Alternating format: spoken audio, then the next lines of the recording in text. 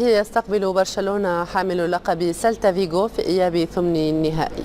نعم الفريق الكتالوني وبعدما عاد بالتعادل من ملعب سيلتا فيغو في مواجهة الذهاب يريد أن يحقق نتيجة تؤهله إلى ربع النهائي لمواصلة حملة الدفاع عن لقبه رغم صعوبة المهمة أمام خصم عنيد سبق له أن فرض التعادل على زملاء ميسي بميدانهم وأمام جماهيرهم في الدوري.